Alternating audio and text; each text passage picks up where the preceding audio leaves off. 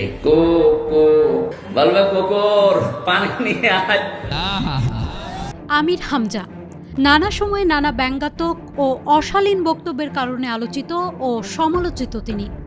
সম্প্রতি আবারও বিতর্কে জড়িয়েছেন আমির হামজা। একটি পুরনো ওয়াজ মাহফিলের ভিডিওতে জামাতের এই এমপি প্রার্থীকে দেখা যায় একজন মৃত মানুষের নামকে কুকুরের সাথে তুলনা করতে।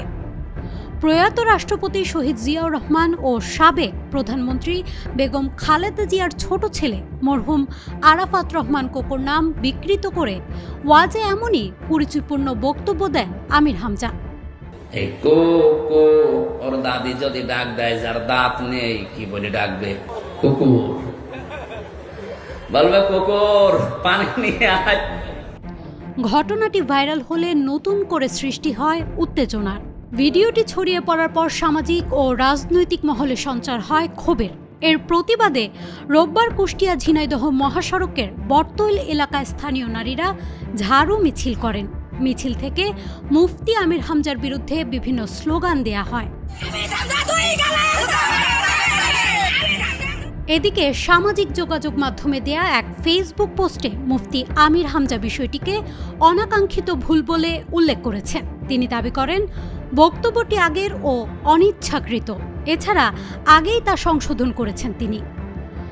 তবে সমালোচনা এখানেই থামেনি। আওয়ামী লীগ সরকারের শাসনামলে নিজের বিভিন্ন বক্তব্যে মুফতি আমির হামজা নিজের পরিবারকে আওয়ামী লীগের সদস্য বলেও দাবি করেছিলেন তিনি। আমার যে 14 বংশ আওয়ামী লীগ করে এমন কারণ নেই। আমার 14 বংশ যেখানে যা মানে দাদার মামার খালার শ্বশুরের যত কোল আছে সব আওয়ামী লীগ।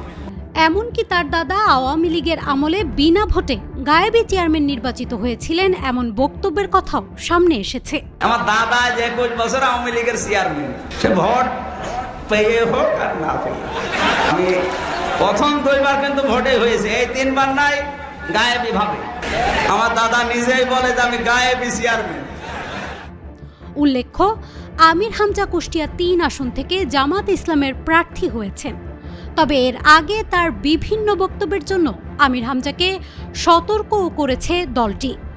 নিউজ ডেস্ক, মানব জমিন।